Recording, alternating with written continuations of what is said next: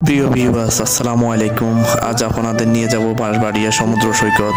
প্রথমে বলবো বাঁশবাড়িয়া সমুদ্র সৈকত যাওয়ার নির্দেশনা। বাঁশবাড়িয়া বাজারে নেমে আপনাদের পছন্দ মতো একটা সিএনজি নিয়ে নেবেন। বাঁশবাড়িয়া সমুদ্র সৈকত যাওয়া এবং আসা আপনাদের জনপ্রতি 80 টাকা খরচ হবে। সমুদ্র সৈকত যখন যাবেন গাড়ি করে, তখন দুই পাশের রাস্তায় দেখবেন অনেক খেজুর গাছ। খেজুর গাছগুলো দেখতে অত্যন্ত সুন্দর, মুগ্ধকর একটা পরিবেশ। যত দূর যাবেন চোখ জুড়িয়ে যাবে। গ্রাম বাংলার বাঁশবাড়িয়া সমুদ্র সৈকত অত্যন্ত সুন্দর একটি পর্যটন স্থান। এই সমুদ্র সৈকতে রয়েছে আপনাদের প্রয়োজনীয় জিনিসপত্র ক্রয় করার জন্য দোকান, এবং সমুদ্র সৈকতে নামার সাথে সাথে দেখবেন ঝাউ বাগান। সারিবদ্ধভাবে দাঁড়িয়ে আছে চিকন চিকন পাতা নিয়ে ঝাউ গাছগুলি, দেখতে অনেক সুন্দর। আমরা জানি গাছ নিজের রোদের মধ্যে দাঁড়িয়ে থেকে আমাদের ছায়া দেয়।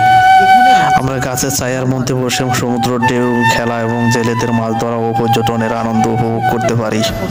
একটি মজার স্থান হলো 80 কিলোমিটার ব্রিজ।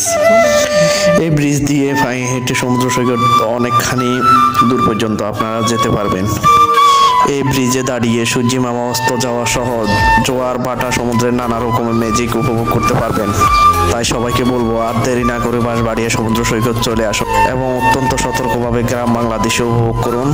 সবার যাত্রা শুভ হোক, ভালো থাকুন, আল্লাহ হাফেজ।